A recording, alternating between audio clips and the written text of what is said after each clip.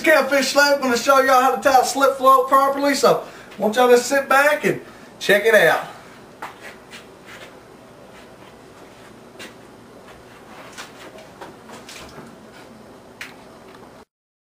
There's a swivel, lay the swivel. Sinker, I think it's a 1/2 ounce to an ounce, so probably 3/4, so that's pretty good. Slip knot. Slip knot, that's the most level thing you need for a slip float, a proper slip knot. You can tie your own, but I prefer buying them. I mean, they're, you know, unless you're fishing like in a shallow lake, you can use a rubber band, so. But these right here are pretty good for deep water and stuff. And that's a must. And we also have about a 12 to 14 inch leader, so. Okay, lay out all the wrap. Oh, forgot something. There's my hook, the octopus circle, so. Got my guy too, of course. Okay, there's the layout. Hi, I'm back. This is Catfish Slap. As you can see, I got my fishing line. Okay. First thing you want to do, the slip knot. This little thing right here. Slip knot. You're going to take your line. Put this on first. Stick a line, slide it straight in. Pull it up. Keep pulling your line, keep pulling your line, keep pulling your line. Take the black piece on the slip knot, clear piece, whatever. Make sure you pull it up. Take that tube. You want to pull that off your line. Take this, the slip knot, pull both ends of the rope, of the string. Not all the way tight yet though. I'm just going to drag it up. Your slip knot's on. Next it's time to put on the beads, okay? So let's put on the beads now, and then the rest later I'll show you how to do it. Just like I said, I use craft beads. I might, you know, got some pretty old colors too, you know, pink, green. I'm feeling like a girl out there, you know. But just like I said, you get like 4,000 of them for $1 at Walmart, you know.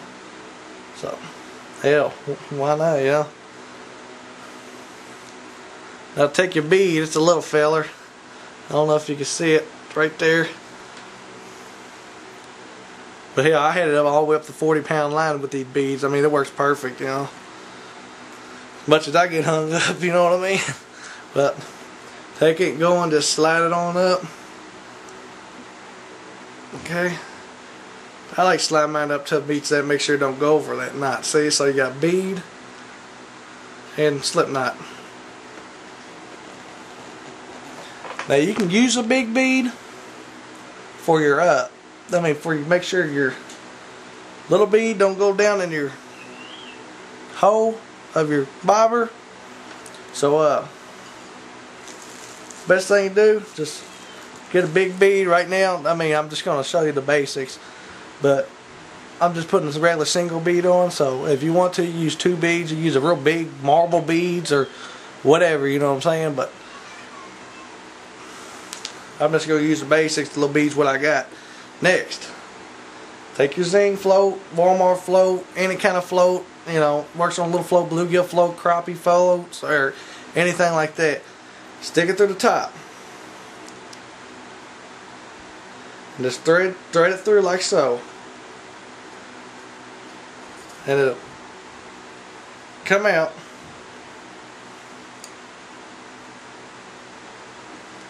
So you got the bead, or you got the slip knot bead, and then you got the float. Here's the fun part.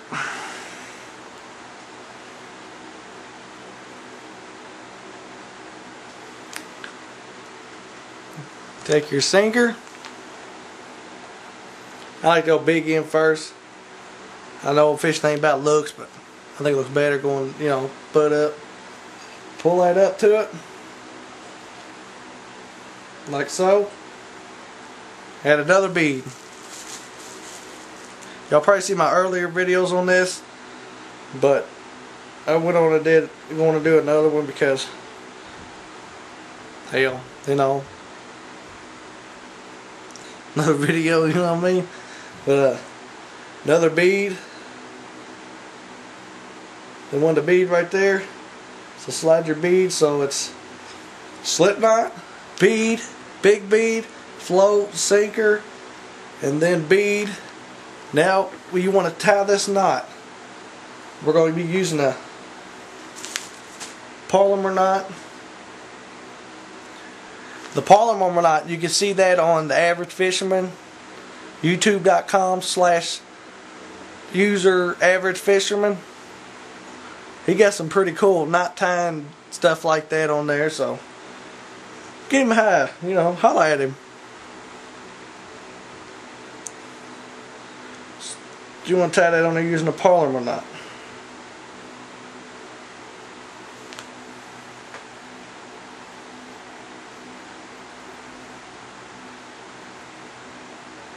And just when you do a polymer knot, it holds. I'm telling you, it holds.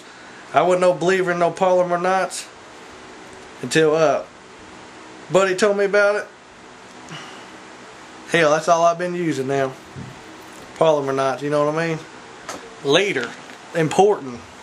Leave some room for your, you know, your leader. I mean, don't make it too long. Where if you make it too long, I mean, when you're casting line, a lot of time, if you make it too long, it'll wrap around the top of your float. And trust me, you don't want your post sitting out there for an hour. You're wondering why you're not getting any bites. Then you reel it in, you're like, shit, you know, my dang line's wrapped around the top. So make it, you know. Now next you want to do, I like to go and tie my hook on my leader first. It's just a habit, you know. You want to tie a steel hook. You can see that on the Average Fisherman's channel. Okay. He's got a little bit better view of tying it because he used a big line and stuff, so bigger hook. But you can check that out. So check out my buddy's Monster Rod Holders, Aqualung. Check out Aqualung. Aqualung channel got some big caps, boy. Make sure I don't get hooked. So you got the snail tied hook on the leader. I'm gonna clip mine down. I like mine short. I mean, yeah. You can use the real big long leaders. I mean, but hell, I always had problems wrapping around the top. I wrap around the top like 20 times with a long leader, you know. So I say, hell, let's go shorter with the leader. So I know, and I'm gonna tie this on here with also with the polymer knot. You can see that on Average Fisherman channel, like I said. Basically, it's a regular knot, or you can just use a standard knot, you know. If you're used to a regular knot, like the regular clinch knot, you know, you can just use the one you stick it through the hole, twist it about 5-6 times to stick it back to the big hole at the top. You can just use it like that. I mean, I used that for years till I met Average Fisherman, and I like the snail knot. They look neater, cleaner. But I mean, if you're still used to the clinch knot, just go and use clinch knot. I mean, it's just a little bit more spiffier looking. Basically, it is. Plus, it holds. I mean, I ain't gonna lie, it holds real good, you know.